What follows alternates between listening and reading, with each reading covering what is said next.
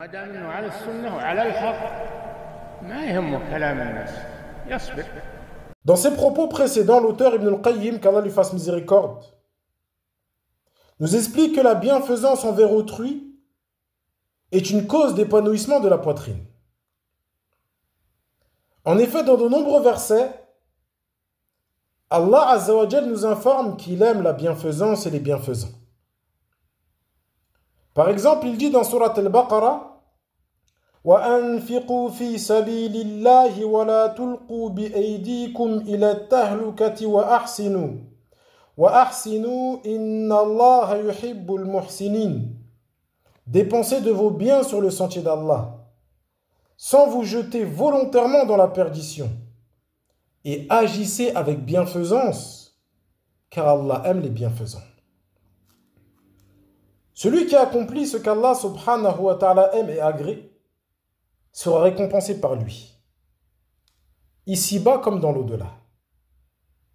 Dans cette vie, Allah apaisera son cœur et le raffermira dans sa foi.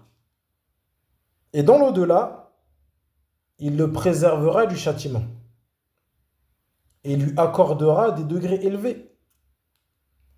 Ainsi, lorsque le serviteur agit avec bienfaisance envers les autres, Allah apaise son cœur et lui accorde de nombreux bienfaits, ici-bas et dans l'au-delà. Et certains de ces bienfaits ont été mentionnés dans la Sunna.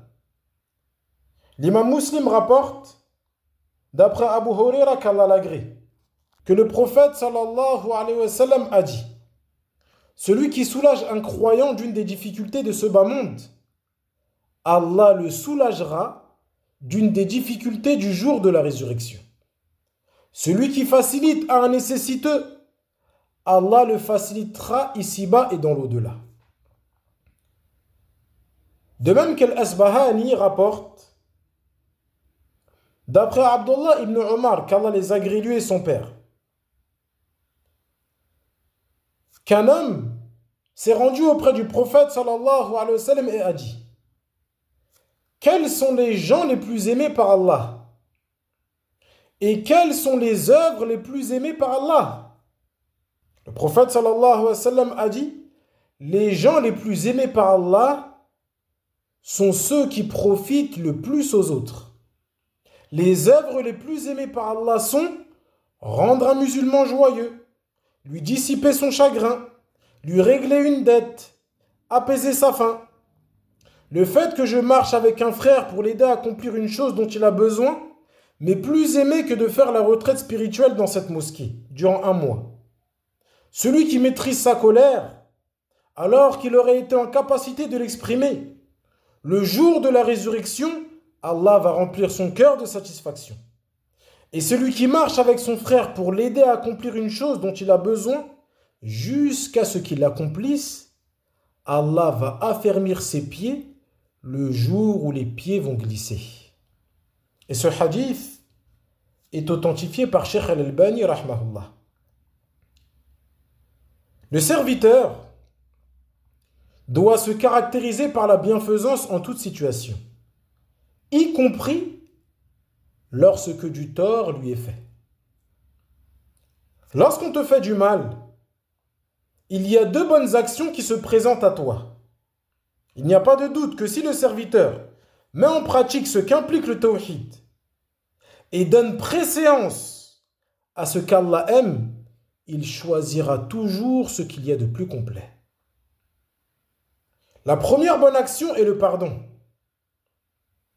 Elle consiste à pardonner celui qui t'a causé du tort ou t'a fait une injustice. Mais le meilleur et le plus complet est de rajouter à cela la bienfaisance, c'est-à-dire être bienfaisant envers celui qui t'a fait du tort.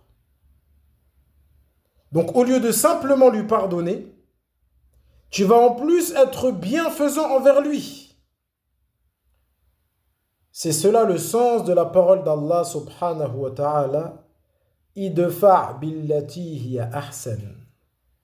Réponds au mal par ce qui est meilleur. Ainsi, lorsque ces deux bonnes actions se présentent à toi, choisis la meilleure. Donc le pardon, accompagné de bienfaisance, est meilleur et plus complet que le simple pardon. Allah Azza wa Jal a mentionné ces deux éléments dans Surat Ali Imran, lorsqu'il a évoqué certaines caractéristiques des pieux. Il dit Azza wa Jal, وَالْعَافِينَ عَنِ النَّاسِ وَاللَّهُ يُحِبُّ الْمُحْسِنِينَ. Et pardonne à autrui, car Allah aime les bienfaisants.